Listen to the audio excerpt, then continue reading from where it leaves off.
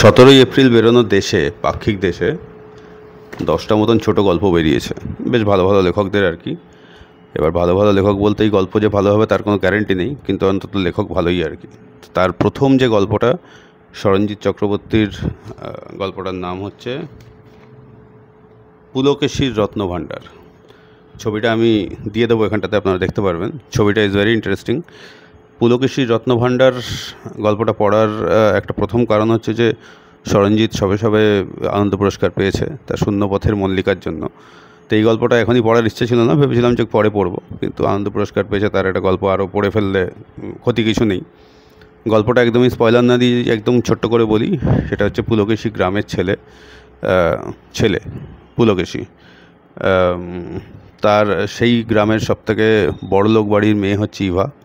এখানে বলে রাখা ভালো যে সরঞ্জিতের গল্পে নাম সবসময় খুব ইন্টারেস্টিং থাকে। যদি বাড়িতে ছোট বাচ্চা টাচ্চা হয়, মানে হওয়ার সম্ভাবনা আছে, এক্সপেক্টেড পেরেন্টস সরঞ্জিতের যে কোনো গল্প থেকে ছেলে বা মেয়ের জন্য খুব সুন্দর সুন্দর নাম পাবেন। সেটা বরাবরই হয়ে এসছে। ওর গল্পের নামগুলো খুবই ইন্টারেস্টিং থাকে, আনকমন থাকে, বেশিরভাগই অবাঙালি থাকে, আর ছেলে হলে পুলকেশী থাকে। তো সেই পুলকেশী, তার একটা বলা যেতে পারে যে ক্রাশ হচ্ছে সেই গ্রামের সবচেয়ে বড়লোক বাড়ির মেয়ে ইভা। ইভারও তার উপরে ক্রাশ হয়ে গেল, এরকম একটা প্রেম হলো।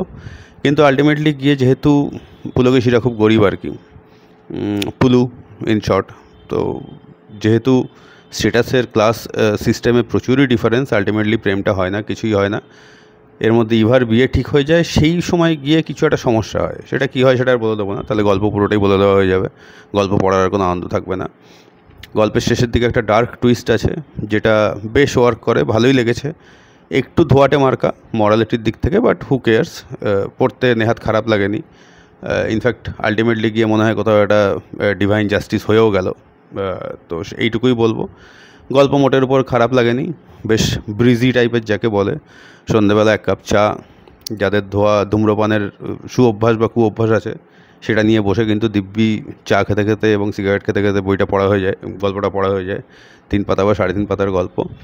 আরেকটা জিনিস যেটা বলবো, অমিতাভচন্দ্র গল্পটার যেটা বলতে পারেন যে প্রচ্ছদ করেছেন, আমি ছবিটা দিয়ে দিয়েছি, আপনারা অলরেডি দেখেছেন।